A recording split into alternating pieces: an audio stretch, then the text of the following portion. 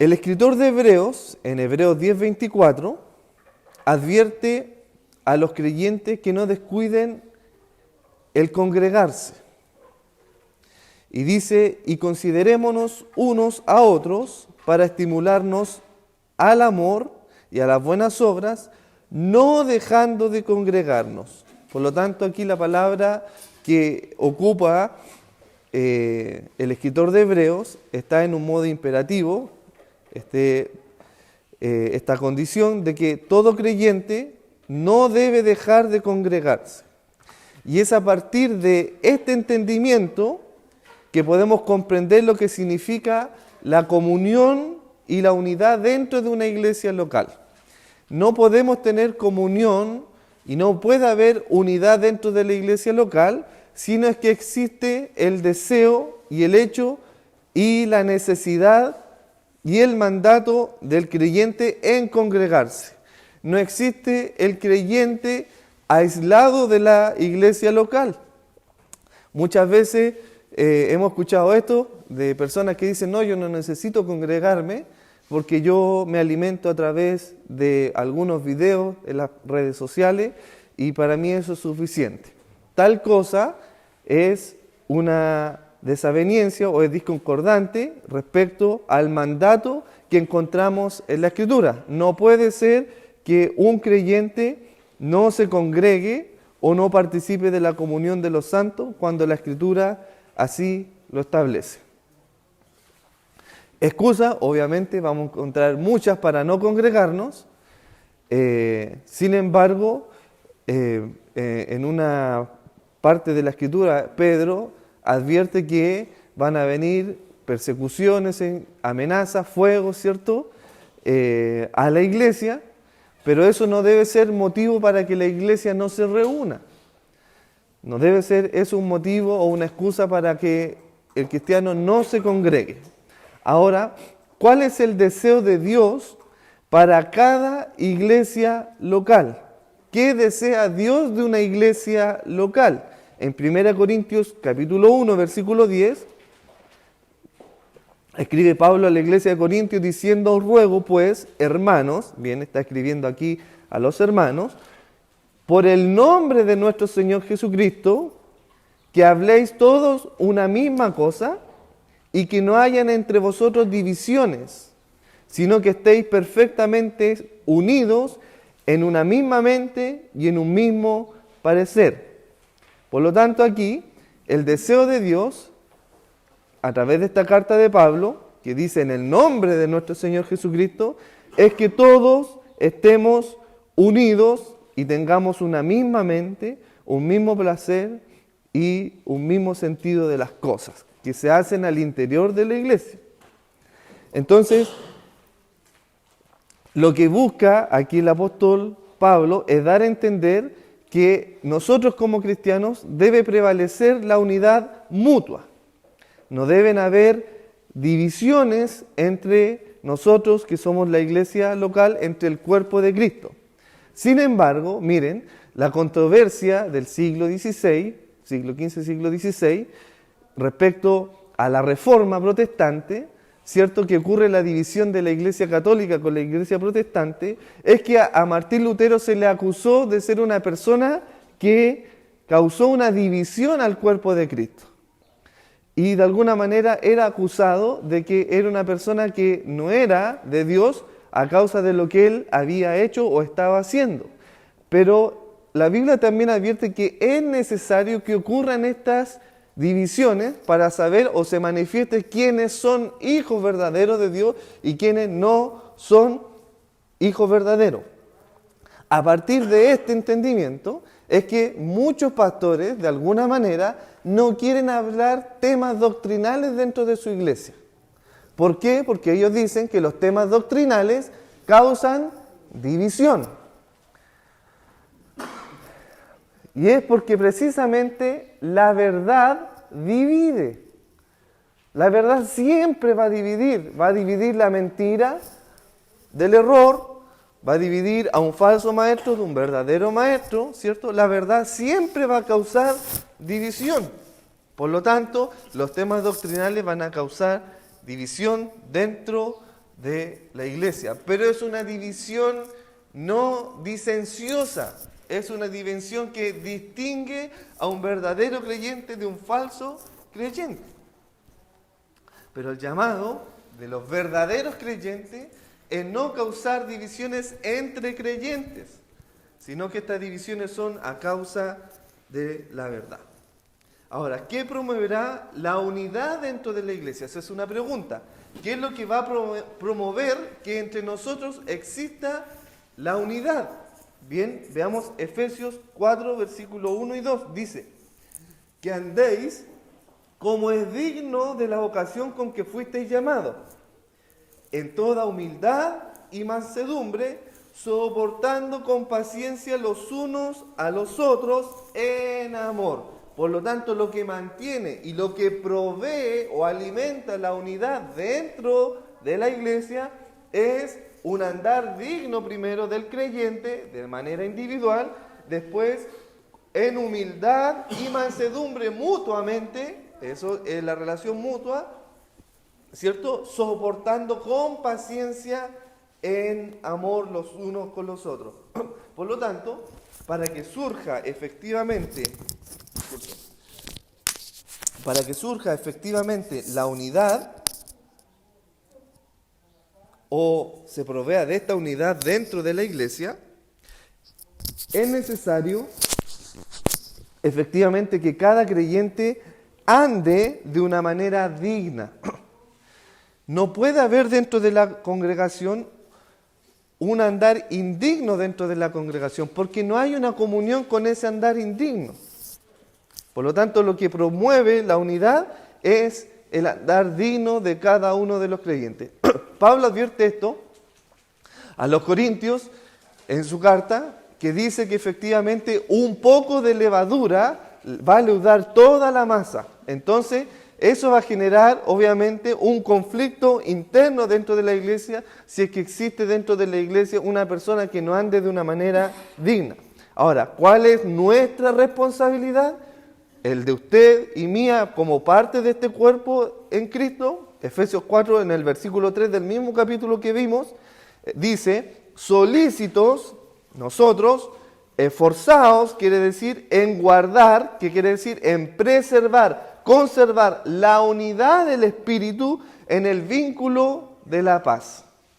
Por lo tanto, lo que yo debo, o cómo debo yo actuar, o qué debo, o cuál es mi responsabilidad como creyente dentro del cuerpo de Cristo, es ser solícito, es decir, es ser diligente, esforzarme. ¿Por qué cosa? Por guardar algo, por conservar algo, por mantener algo. ¿Qué cosa debo yo como creyente mantener dentro del cuerpo de Cristo? Es la unidad del Espíritu en el vínculo de la paz. Es decir, ser una persona de paz dentro del cuerpo de Cristo. ¿Cómo se puede lograr esto? Es una buena pregunta. ¿Cuál es la clave para mantener esta unidad dentro del cuerpo de Cristo? Bueno, la palabra de Dios siempre va a responder estas preguntas y lo responde en Filipenses capítulo 2, versículo 2.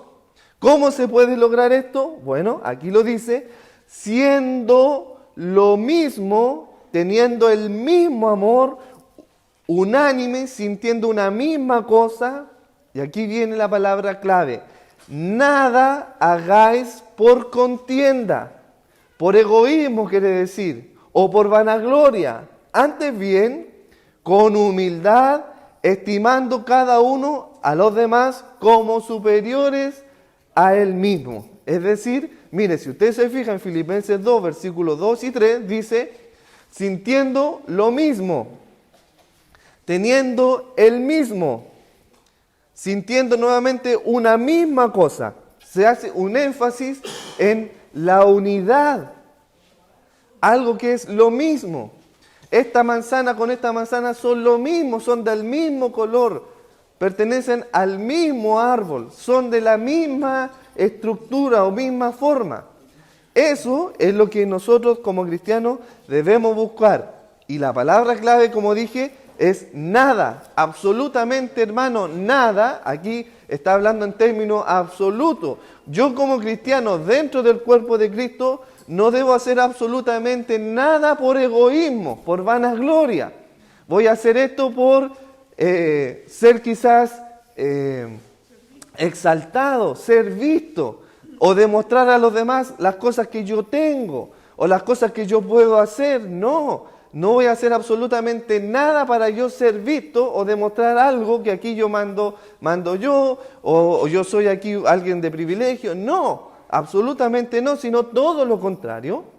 El cristiano debe estimar al otro por sobre uno, ser humilde.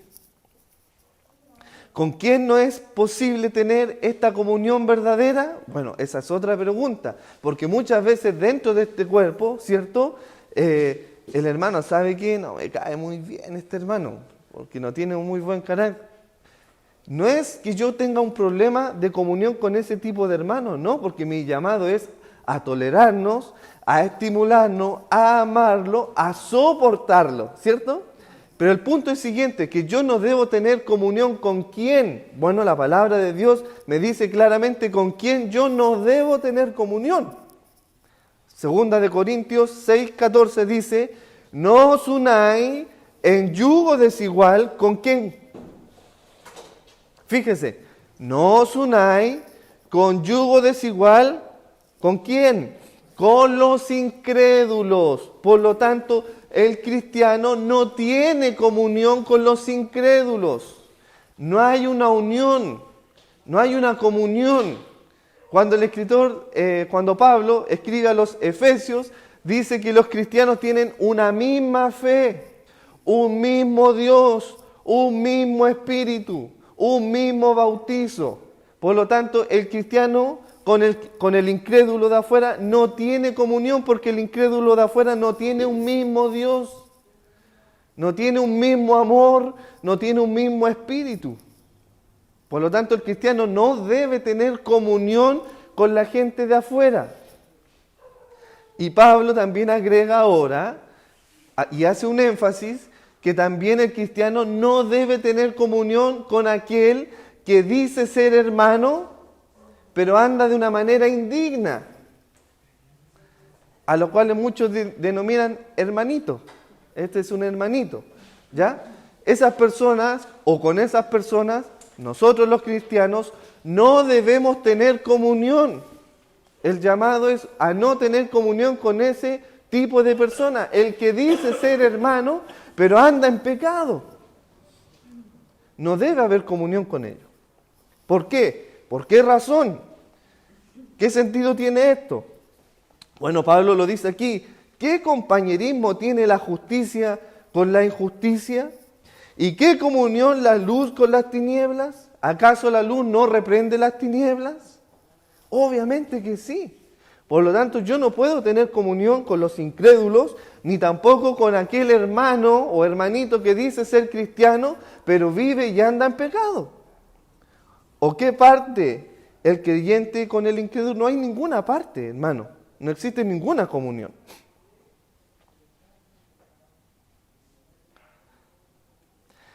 ¿Cuál es el problema? Muchas iglesias malentienden lo que significa la comunión. Eso es verdad, hermano. Muchas iglesias malentienden lo que significa la comunión. Para ellos, su comunión es solo un acto, mire, hermano, es solo un acto de asistir cada domingo a un edificio. Para ellos, esa es la comunión. O bien, es un acto de venir cada domingo a cantar una alabanza o ser parte de un coro y pertenecer a un grupo coral. Para ellos, esa es la comunión dentro de la iglesia. Pero la comunión verdadera es mucho más allá, hermano. Está mucho más lejos de venir cada domingo a congregarnos. Porque eso lo puede hacer cualquiera. Cualquiera puede entrar por esta puerta y venir un domingo y sentarte y ponerse a cantar. Pero el llamado aquí es una comunión verdadera. ¿Y cuál es esa comunión verdadera? En muchas iglesias hay más coro que congregación. No sé si se ha fijado eso. O también, claro, todos son del coro y usted mira la congregación, no hay nadie dentro de la congregación, porque la comunión está en un canto. O en muchas iglesias, en sus altares o en sus púlpitos, ¿cierto? hay más gente que abajo de la misma congregación, es decir, hay más jefe que obrero, ¿cierto? Pero ¿por qué sucede esto? ¿Por qué sucede? ¿Cuál es la razón de que suceda esto? Bueno, gran parte, hermano, gran parte se debe a un liderazgo no bíblico. Un liderazgo que no es ejemplar. Una organización interna de la iglesia local no bíblica, donde pueda haber diáconos ilegítimos, predicadores ilegítimos, pastores ilegítimos, que no cumplen con los requisitos o los estándares mínimos que establece la Escritura para ejercer ese tipo de liderazgo. Pero bueno, ¿qué tiene que ver el pastor, el diácono o el que está liderando con la comunión de los santos? Si acaso la comunión de los santos no es responsabilidad de cada uno de ellos, entonces ¿cómo usted puede decir que la responsabilidad en gran parte se debe a este liderazgo no bíblico? Bueno, es porque nosotros entendemos a la luz de la palabra que Dios, y lo vimos, que estamos hablando ahora de eclesiología, Dios estableció 4 ministerios y vimos que de esos 4 ministerios solamente habían 2 que estaban vigentes, ¿cierto? Que eran los evangelistas y los pastores y maestros, ¿cierto? ¿Y cuál era el propósito de que Dios haya dado estos dones en nombre de gracia para la iglesia? ¿Cuál era el propósito que Dios dio a esto y constituyó Él mismo a estos hombres? Lo vemos en su palabra que dice en Efesios 4:11, ¿a fin de qué? ¿Cuál es el propósito? Perfeccionar a los santos para que los santos cumplan la obra del ministerio. Por lo tanto, cuando el pastor, el líder, el maestro no está capacitado para perfeccionar a su congregación, a los santos, evidentemente no va a haber comunión dentro del cuerpo de Cristo. Va a haber una falsa comunión. Y es más, hermano, esa comunión que se genera en un liderazgo no bíblico es una unidad ilegítima. Porque resulta que en ese grupo de congregación puede haber una persona perfectamente viviendo fuera del matrimonio y se tolera, ¿cierto? Puede haber hombres que tienen prácticas pervertidas y son parte de un coro y se tolera, ¿cierto? La palabra dice claramente en que el verdadero creyente no debe haber comunión en eso. Por lo tanto, ¿cómo ese liderazgo permite que surjan estas cosas dentro del cuerpo de Cristo? Es a partir de este entendimiento que podemos entender que gran parte de la comunión verdadera que no surja de una manera bíblica es debido a el problema del liderazgo, que no existe un liderazgo ejemplar. Esto conlleva a una futilidad interna dentro del cuerpo de Cristo. ¿Usted sabe lo que significa esa palabra fútil? Significa inútil, que no tiene productividad, que es inconsistente, como que no cuadra, algo no encaja, es insípido, algo está sucediendo. ¿Por qué sucede esto? Precisamente por una incapacidad de poder cumplir la obra del ministerio. Usted como creyente, nosotros como creyentes, parte del cuerpo de Cristo, debemos cumplir un ministerio. No es el pastor, el líder, el maestro que cumpla el ministerio, no. Ellos nos perfeccionan a nosotros para que nosotros cumplamos el ministerio. Y ese ministerio conlleva que usted y yo promovamos, busquemos la unidad dentro del cuerpo de Cristo. Por ello Dios les dio a cada uno dones distintos para ser ocupados dentro de la iglesia. Y esos dones que dio a cada uno de nosotros nos hace que prevalezca la unidad del cuerpo. Pablo ocupa estas 2 analogías para referirse a la iglesia. Ocupa la analogía de un cuerpo, ¿cierto? Humano, de un cuerpo cuya cabeza es Cristo, ¿cierto? Y donde todos los hermanos, incluidos los pastores, maestros y evangelistas, son parte de este cuerpo. No es que ellos estén como cabeza, no, son parte del mismo cuerpo. Por lo tanto, hay una pertenencia. No puede haber un brazo por allá y una pierna por acá. Eso sería algo anormal. Entonces el llamado del creyente es a mantener la unidad, nutrir con su don el cuerpo de Cristo, así como las venas, ¿cierto?, llevan el torrente sanguíneo y nutren todo el cuerpo con la sangre, así como los pulmones también ejercen o llevan el oxígeno también a todo el cuerpo. Todos hacemos algo para que el cuerpo esté en armonía. Y la otra analogía que ocupa Pablo es que nosotros somos miembros y somos el edificio de Dios. Somos, como dice Pedro, rocas y piedras vivas que conformamos la unidad y esta estructura del edificio de Dios. Se forma a partir de la unidad de los creyentes. Usted cuando ve una construcción se van uniendo ladrillo tras ladrillo, ladrillo tras ladrillo, hasta formar un edificio, una estructura. Pero usted puede ver perfectamente unos ladrillos arrumbados y no puede decir que ellos sean creyentes, si no son parte de este edificio. Usted no puede decir que esos ladrillos arrumbados ahí son parte de este edificio. No, no son parte del edificio. Los que son parte son los que construyen el edificio. Los que trabajamos en construcción sabemos que esos materiales que están ahí sueltos, los toman y los llevan después al botadero. Porque no son parte del edificio.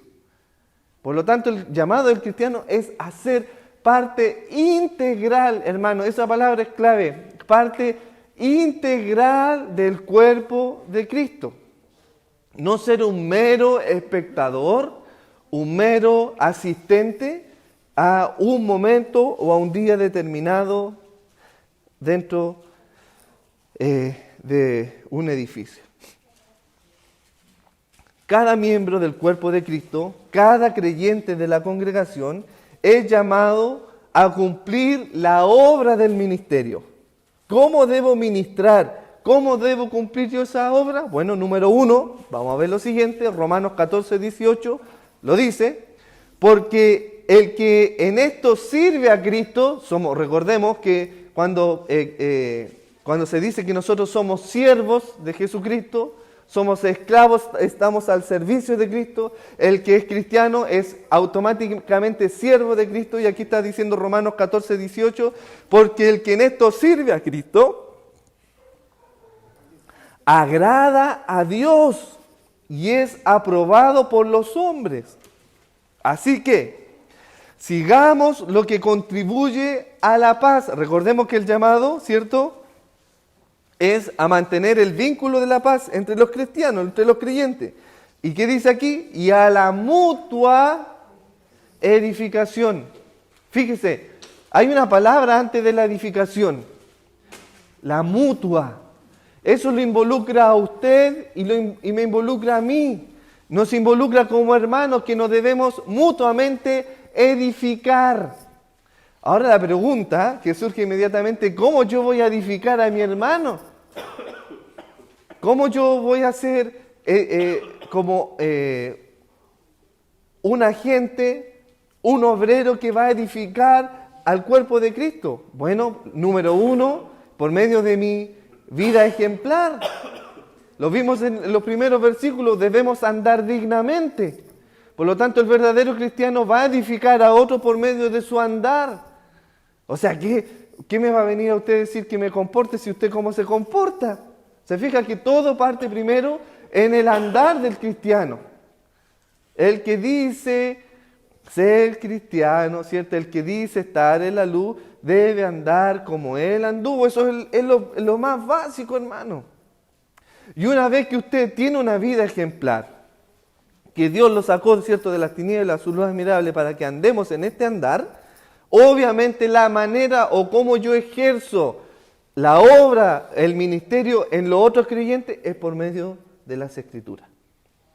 Eso es lo que a usted lo autoriza, o a cada uno de nosotros nos autoriza a edificarnos mutuamente. El hermano no va a venir a mí y me decir, bueno, ¿y quién soy tú para decirme eso? Bueno, yo no soy nada, pero la palabra lo es todo. La palabra así lo dice, por lo tanto tú debes, si dices ser cristiano, debes someterte a lo que dice la palabra. Número 2, el servicio. Gálatas 5:13, porque vosotros, hermanos, bueno, los miembros del cuerpo de la congregación, ustedes, nosotros, hermanos, A libertad fuisteis llamados. Hermanos, fuimos llamados a libertad. Esto es hermoso. El Señor nos hizo libre de la esclavitud del pecado. Nos hizo libre de eso. Pero aquí, ¿cuál es el problema que surge inmediatamente aquí en la congregación? Es que cuando el Señor hace libre a un hombre, al cristiano en este caso, muchas veces los cristianos ocupan esta libertad como una excusa, hermano. ¿Para qué? Bueno, no tengo necesidad de congregarme, el Señor ya me hizo libre, yo ya soy salvo, estoy en Cristo, ya fui justificado por el Señor ya me salvó, por lo tanto no tengo nada que hacer. Y ocupan esa libertad como pretexto, ¿cierto? Y Pablo dice aquí, no uséis esta libertad solamente como ocasión para la carne. ¿Cierto? No uséis esta libertad como ocasión para la carne, para los deseos de la carne. Es que, hermano, hacía tanto frío, hermano, que preferí mejor quedarme en la casa. No tengo responsabilidad con el cuerpo de Cristo. Hermano, eso sucede, hermano. No hay un amor por el cuerpo, no hay un cumplimiento del ministerio. No tengo por qué venir, si ¿qué es lo que voy a hacer? ¿Qué sentido tiene que yo vaya? Si, total, otro lo puede hacer. No es importante que vaya, si total, otro puede ocupar mi lugar. No. Aquí está diciendo Pablo que los que fuimos llamados a libertad no debemos ocupar esa libertad para dar lugar a la carne, a los deseos de la carne. No, mejor me voy a otro lado. Hermano, es un día. ¿Se acuerdan cómo lo vimos inicialmente? Que la iglesia primitiva se congregaba en un lugar y ese lugar era las casas, ¿se acuerdan? ¿Y qué día se congregaban? El primer día de la semana, que era el día domingo según el calendario judío. Es un día que se congregan. No debemos dar lugar a la carne, ¿cierto? Sino servíos por amor los unos a los otros. Ahí está la clave. Servíos por amor. Entonces, cuando usted efectivamente le da exactamente lo mismo al venir a congregarse con los santos, es porque a usted le falta algo. Y eso es amor. Amor por el cuerpo de Cristo. Amor por su hermano. Le falta amor porque el servicio es por amor los unos a los otros. Es decir, yo vengo a servir al cuerpo de Cristo, no a ser servido. Que es totalmente distinto, hermano. Aquí está la diferencia, y lo vimos un día en una reunión de jóvenes. Es que muchas veces nosotros venimos a la casa del Señor, como cristianos, y venimos nosotros a ser espectadores de un momento. Venimos nosotros a ser espectadores del momento cuando el coro canta. De la adoración somos espectadores del sermón.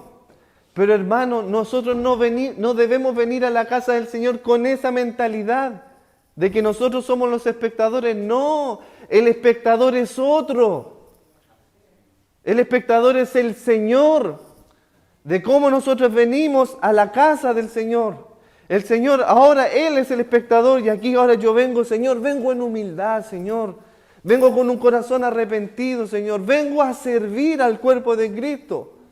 Tengo la necesidad de dar amor a este cuerpo porque es tu cuerpo, es tu iglesia. Tú eres la cabeza.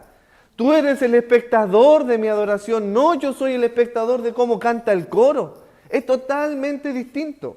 Por lo tanto, ese número 2 es que el cristiano entienda que debe servir a otros por amor. Esa es la verdadera comunión dentro del cuerpo de Cristo.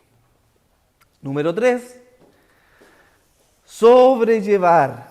Hermano, que cuesta este hermano porque es tan cabezón.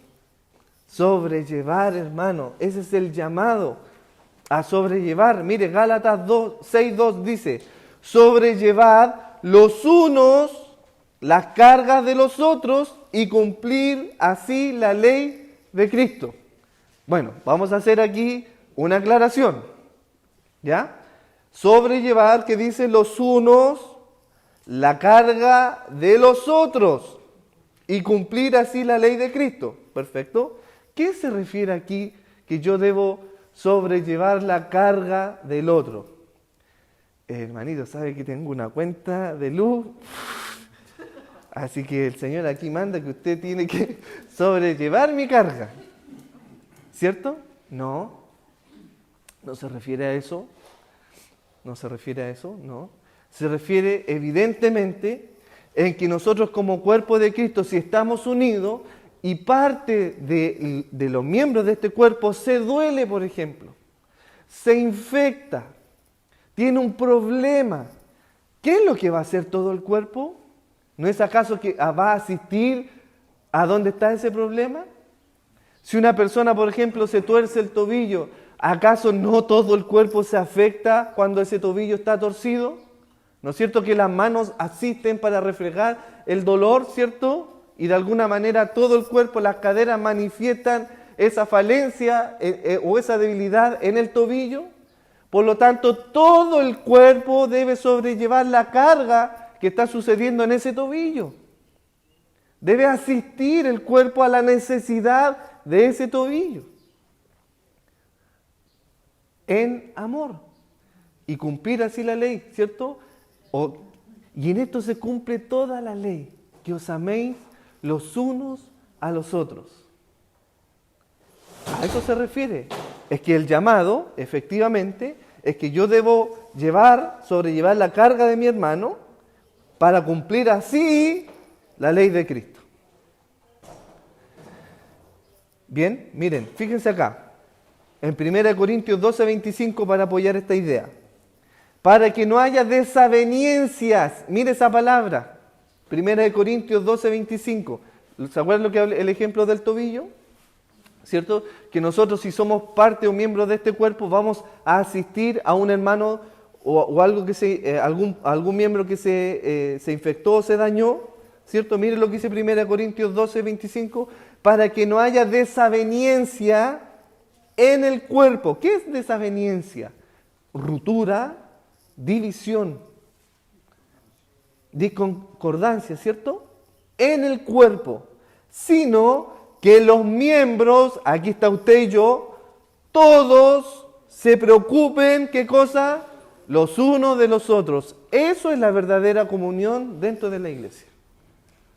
Es que yo estoy preocupado de las desavenencias que hay dentro del cuerpo de Cristo. A mí me preocupa la integridad de un matrimonio dentro del cuerpo de Cristo. A mí me preocupa eso. Es eso. A mí me preocupa que un hermano le falte respeto a una hermana. Eso es una desaveniencia. A mí me preocupa que el joven tenga una vida sexual fuera del matrimonio. A mí me preocupa. Porque eso genera una desaveniencia, una ruptura, una división dentro del cuerpo de Cristo. Me preocupa. Ese es el sentido de lo que está diciendo aquí Pablo.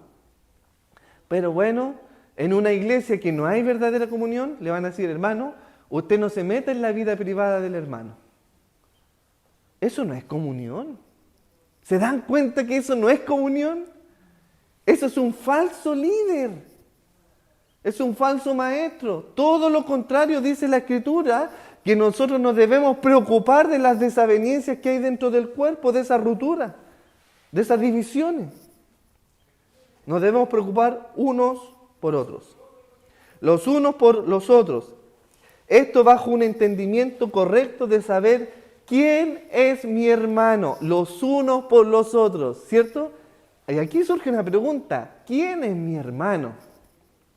Como le preguntaron al Señor, ¿quién es mi prójimo? Aquí no estamos hablando del prójimo, ¿cierto? Porque el prójimo también es la gente de afuera, es mi prójimo. Yo debo hacer lo correcto con mi prójimo. Pero aquí la pregunta es, ¿quién es mi hermano? No es quién es mi prójimo. ¿Quién es mi hermano? Cualquiera que dice ser cristiano, cualquiera que asiste a la congregación y viene aquí, se sienta y canta, sí, hola hermanito, hola hermano, ¿cierto? Porque es fácil decir hola hermano, no. O nos juntamos con otra congregación, hola hermano, y decimos que son todos nuestros hermanos. Pero la pregunta es, ¿quién es nuestro hermano? Bueno, el Señor Jesucristo responde a esta pregunta. En Marcos 3:35 dice, porque todo aquel hermano, todo aquel Cuando el Señor ocupa esa palabra, aquel hace una distinción, no dice porque todos, no, aquel. Es selectivo. No conglomera a todos, sino dice todo aquel. Es selectivo, ¿cierto? ¿Qué cosa? Que hace la voluntad de Dios, ese es mi hermano. Por lo tanto, yo no puedo llamar a una persona hermano dentro de una congregación que no hace la voluntad de Dios, que vive una vida impía. No puedo llamarlo hermano, porque él no está haciendo la voluntad de Dios. Bueno, y lo vimos, ¿cuál es la voluntad de Dios? Bueno, obviamente la voluntad de Dios las encontramos en su palabra y es hacer todo lo que el Señor manda en su palabra. ¿Cierto? Porque el Señor dice, el que me ama, guarda mis mandamientos y los hace. Entonces, nosotros muchas veces en una iglesia no bíblica, en una comunión que no es verdadera, nosotros llamamos a hermano a cualquiera que dice, no, yo amo al Señor. Uy, usted ve a esa persona, Señor, te amo, y llora esa persona dentro de esa congregación. ¡Ay, qué lindo el hermano, cómo llora! Pero usted ve su vida privada, usted ve su actuar a la salida de la iglesia, cómo es. Y muchas veces es peor que alguien de afuera.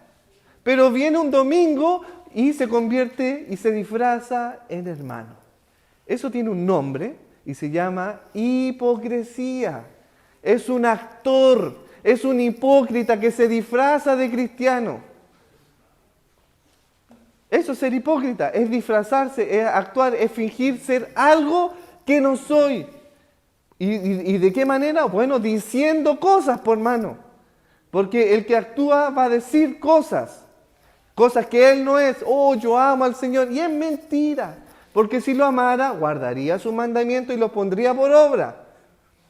Por lo tanto, ese es mi hermano, el que hace la voluntad de Dios. Bajo este entendimiento, los cristianos debemos hacer lo siguiente. Acá hay una lista de 6 cosas que debemos nosotros como cristianos para tener una comunión verdadera, para hacer y decir yo soy parte de este cuerpo, yo soy parte de esta iglesia. Y en el estudio número 1 vimos ese problema, que muchos asisten a una congregación y le preguntan, ¿y tú por qué perteneces a esta congregación? Bueno, yo vengo porque mi papá aquí me traía. A otros le preguntan, bueno, ¿y tú por qué venías a esta iglesia? Bueno, yo vengo porque me gusta cómo canta el coro, ¿cierto?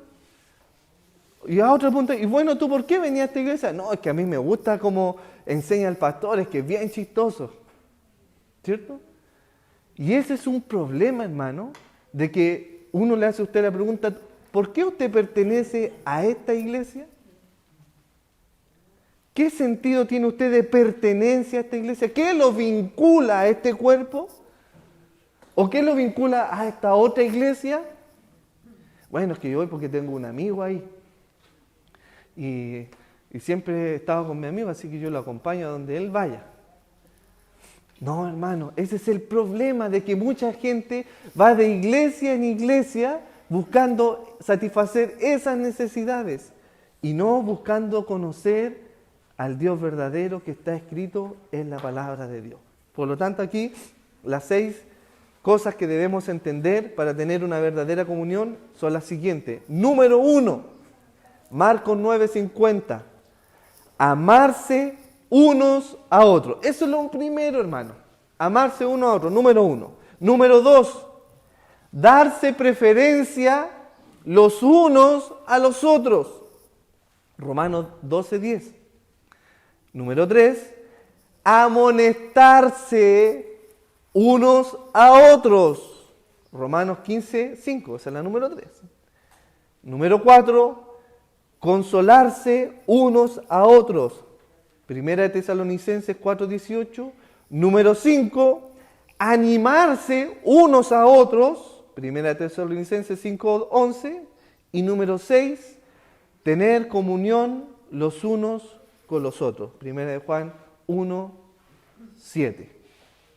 Esos son por lo menos 6 principios básicos que cada creyente debe cumplir dentro del cuerpo de Cristo. Y si se fijó, el número 3, que es amonestarse, y lo vimos en el segundo estudio que hicimos respecto a la iglesia, a eclesiología, es que las marcas o las evidencias de una iglesia verdadera eran 3.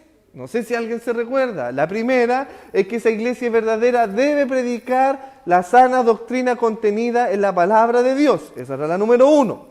La número 2 es que esa iglesia debe realizar los sacramentos establecidos en la palabra de Dios, entre ellos la Santa Cena y el bautismo, para ser una iglesia verdadera.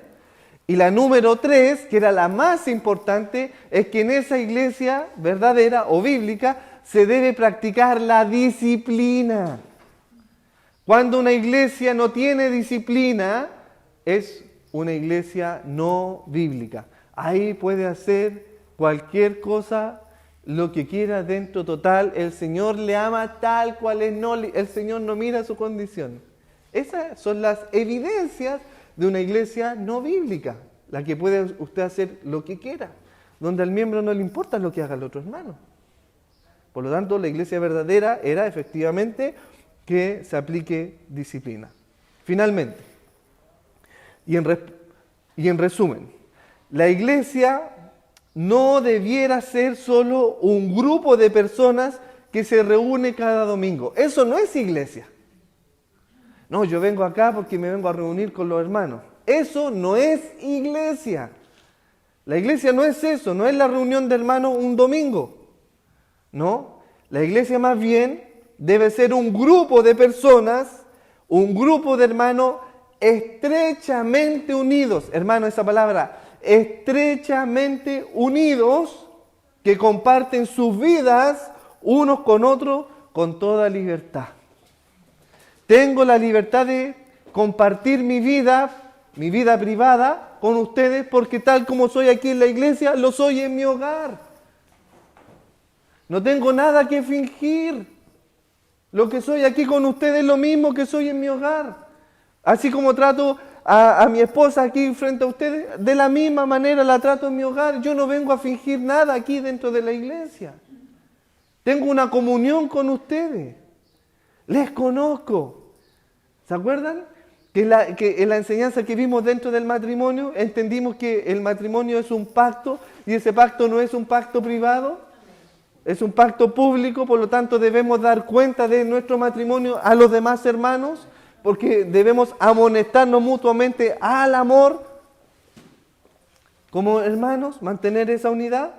Mire, es la verdad y en amor, por la verdad y al amor.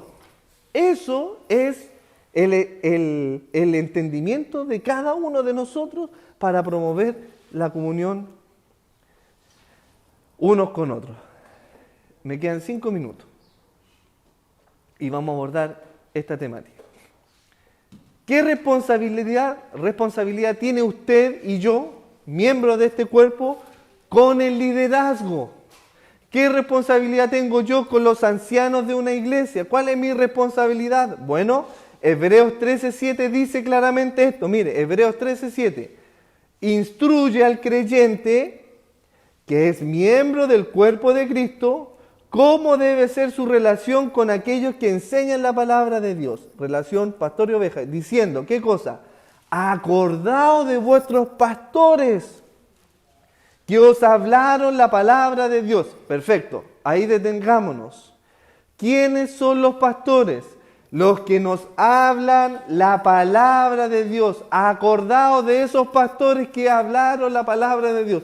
Pucha, es que yo me acuerdo de este pastor que me contó su experiencia y las cosas que vivió y fue para allá. Oh, sí, me acuerdo de su testimonio. ¿Y qué te acuerdas? ¿Qué enseñanza te enseñó él? ¿Qué recuerda? ¿Hay alguna palabra que tú recuerdes que él predicó y la tengas calada en tu corazón? No, sabes que no. Pero sí me acuerdo que una vez él fue a la playa y contó que hizo tal cosa. Hermano, ¿qué tipo de pastor es ese? Que lo que transmite a su congregación son sus propias experiencias, son sus sueños, sus pseudo revelaciones. Y cuentan sus historias. yo hice esto, yo hice esto otro, ¿cierto? Y la congregación al final lo repiten tanto que la congregación ya se sabe de memoria lo que ha hecho el pastor. Y se acuerda después de esa historia. Pero la pregunta es, ¿se acuerda de alguna enseñanza bíblica que le enseñó ese pastor? No hay ninguna. Porque aquí la responsabilidad clara del pastor es hablar la palabra de Dios, lo está diciendo Hebreos. ¿Y qué cosa hace la congregación? Primero, mire el detalle de esto. Considerar cuál haya sido, ¿qué cosa? El resultado primero de su conducta. Es decir, todos los que están liderando una iglesia, todos los que son ancianos dentro de una iglesia, lo primero que yo debo considerar como miembros del cuerpo de Cristo, es decir, nosotros lo primero que debemos hacer, considerar primero el resultado de la conducta del pastor. A ver, ¿cómo es el pastor? ¿Cuál es su conducta? ¿Cuál es su comportamiento? ¿Gobierna bien su hogar? ¿Sus hijos son ejemplo para la demás congregación? Porque esos son uno de los requisitos, ¿cierto? Pucha, es que el hijo le pegó un palo a otro y la cabeza, no sé si lo mató, casi lo mató, y es cristiano. No, es que el hijo anda metido en la droga, ¿cierto? Y anda por ahí, borracho afuera, y el pastor está un domingo y su hijo borracho afuera. ¡Qué ejemplo, hermano! Por eso que dice que los pastores deben ser irreprensibles. Por lo tanto, la función del cuerpo de Cristo, esto es primero examinar cuál es el resultado de la conducta del pastor para recién imitarlo e imitar su fe. Hermano Mauricio, ¿qué pasa cuando ya el hijo ya es mayor de edad? Bien, perfecto. Es efectivamente, ahí deja de ser niño, ¿cierto? El niño es mayor. Pero cuando el hijo está bajo el alero, aun cuando sea mayor de edad, pero está bajo el alero del padre, es decir, vive en el mismo hogar, él sigue siendo padre y responsable de ese hogar. Aun cuando tenga mayor de edad, porque está dentro del hogar. Está bajo el alero y bajo la autoridad de ese padre. Pero si el joven, ¿cierto?, emprendió y tiene su autonomía y es independiente de Dios, obviamente no está bajo la autoridad del padre. Pero aquí hay que hacer, hay una línea muy delgada en esto, mire. Y este es el principio básico que lo vemos en el libro de Génesis. Dice, por esta razón el hombre y la mujer dejará a su padre y a su madre y se unirá, ¿cierto? Por esta razón el hombre dejará a su padre y se unirá ¿a quién? A su mujer.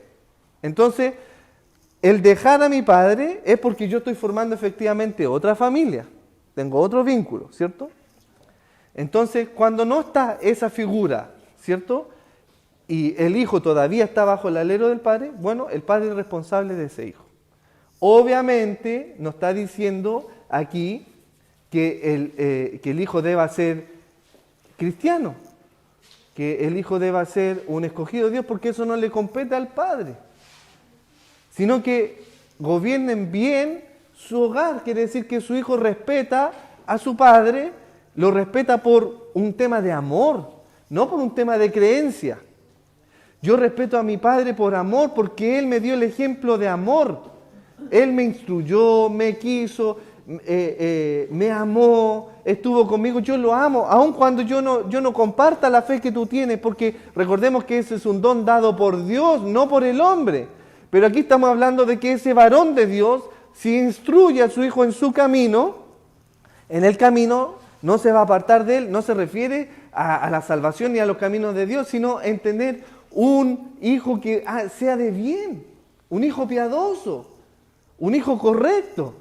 Esa es una instrucción de un padre, que no estoy asegurando la salvación de mi hijo, no, porque la salvación es del Señor. Solamente estoy instruyendo a mi hijo para que sea un hijo piadoso. ¿Y cómo lo instruyo yo? Bueno, en amor, ¿cierto?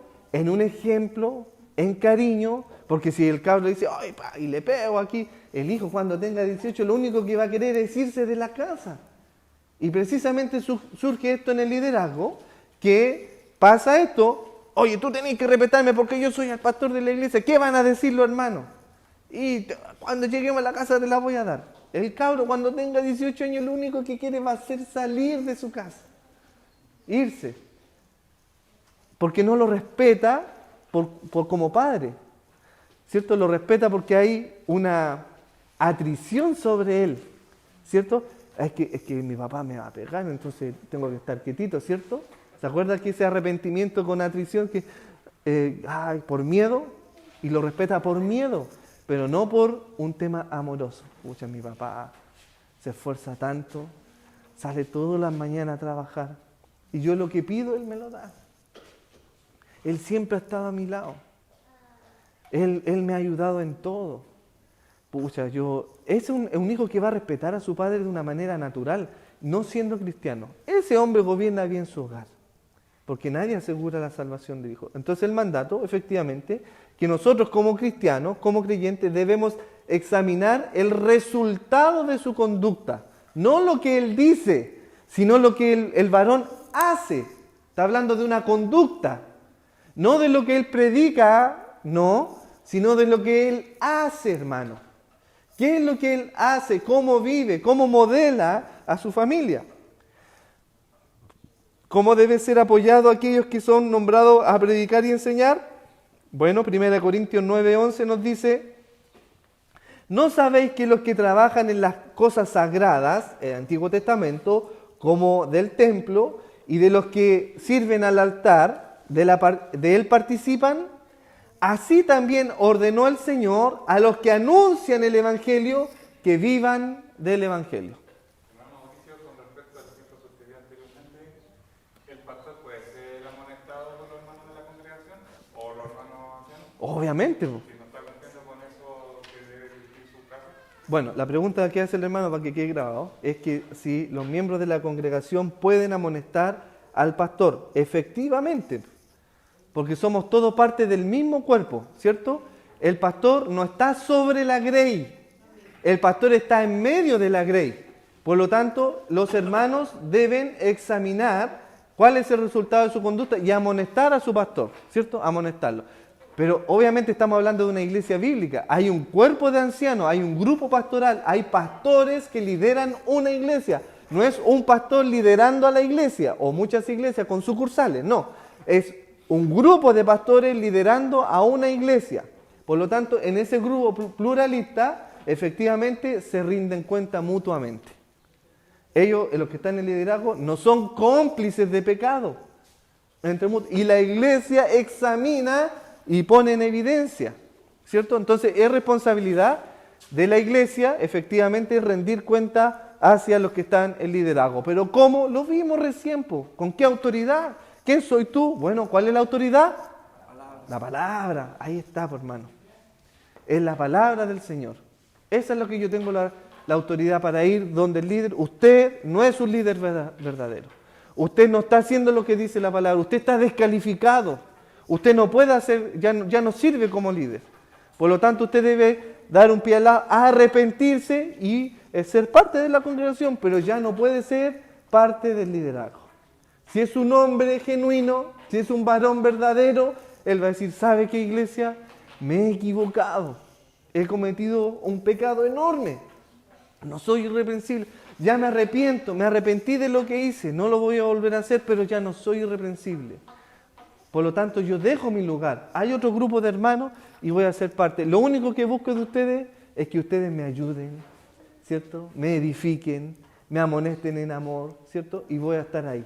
Ese es el llamado de la iglesia y del liderazgo. Bien, ¿cómo efectivamente apoyamos eso? Bueno, haciéndole partícipe de toda buena obra al que me instruye según Gálatas 6:6. Mire lo que dice Pablo. Hasta esta hora padecemos hambre, tenemos sed, estamos desnudos, somos abofeteados y no tenemos morada fija. Nos fatigamos trabajando, ¿qué cosa? Con nuestras propias manos. Ese es el ejemplo del apóstol Pablo para los líderes. No, es que hermano, yo tengo que estar dedicado a la congregación y yo no puedo trabajar, hermano, porque tengo tanto que hacer con la iglesia. Hermano, el ejemplo del apóstol Pablo dice: nos fatigamos trabajando con nuestras propias manos, nos maldicen y bendecimos, padecemos persecución y soportamos. Entonces no es una excusa que el líder deje de trabajar por mantener una iglesia. Bien, si la iglesia puede sostener al líder y es un líder bíblico, lo puede hacer. Lo puede hacer. Pero el líder debe saber que cuando la iglesia no puede sostenerlo, tiene que trabajar. Po. No tiene que decir, ¿sabe qué? Pucha, ustedes no me pueden sostener, me voy a buscar a otra iglesia. No, pues hermano, ¿de qué estamos hablando? ¿Cierto? Bien, ese es el estudio del día de hoy, la responsabilidad que tenemos nosotros como miembros del cuerpo de Cristo. Le invito a que oremos al Señor.